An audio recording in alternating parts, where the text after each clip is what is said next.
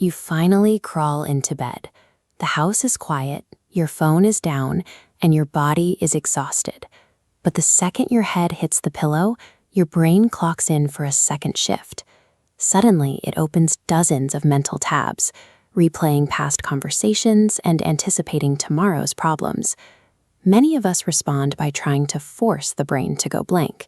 We command ourselves to stop thinking, only to find that the more we fight the thoughts, the louder and more urgent they become. This experience can feel like a character flaw or a mental glitch.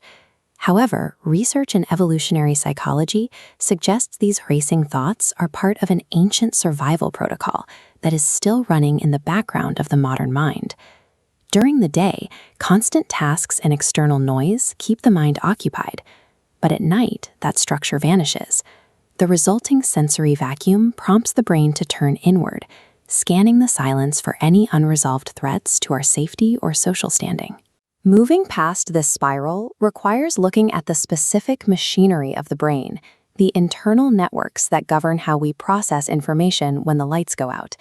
When unfocused, the default mode network, our autopilot for self-referential thinking, powers up. Usually, the prefrontal cortex provides executive structure, but after a long day, mental fatigue weakens this control. The prefrontal cortex loses its grip, leaving the DMN to pulse aggressively without direction. The brain naturally wants to close any open cognitive loops before we enter the vulnerable state of sleep.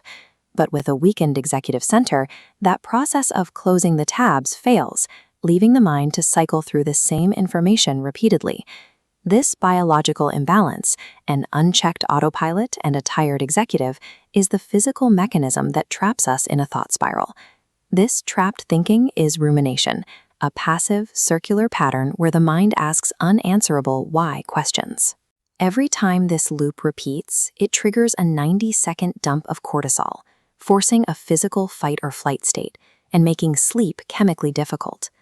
Rest becomes possible only when we shift from rumination to reflection. Reflection is an active, linear process that asks actionable what and how questions, seeking a definitive conclusion. By focusing on an endpoint, reflection allows the brain to resolve its open mental loops and signal that the day's work is complete. The brain requires this linear finish line to power down. Without an actionable conclusion, the mind remains locked in a circular search for resolution, keeping the physical body in a state of high alert. Since commanding the brain to stop thinking just gives the autopilot a new problem to solve, the solution is to manually re-engage the executive brain. This starts with physical grounding. By performing a slow body scan, noticing the weight of your feet and moving slowly toward the chest, you force your attention out of the abstract mind and into physical sensations. You can then create psychological distance by labeling the thought out loud. Simply stating, "This is a thought about work," moves the concern from an internal truth to an external observation. From there, you can reframe the question. Convert the circular "why did I say that" into a linear "how will I handle that next time?" This points the mind toward a concrete, actionable possibility.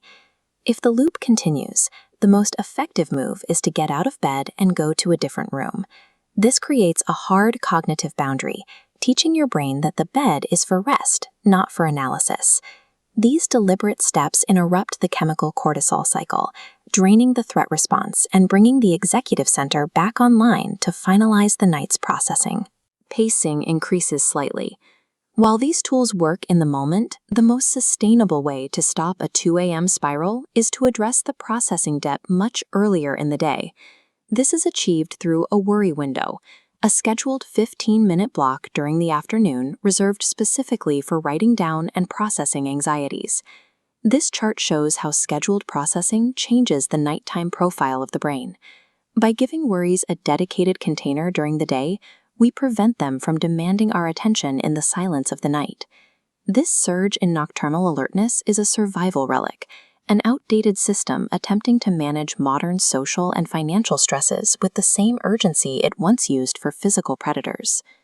By using a structured time and a linear method to process these daily stressors, we can finally satisfy the brain's need for resolution, silence the alarm system, and get the rest we need.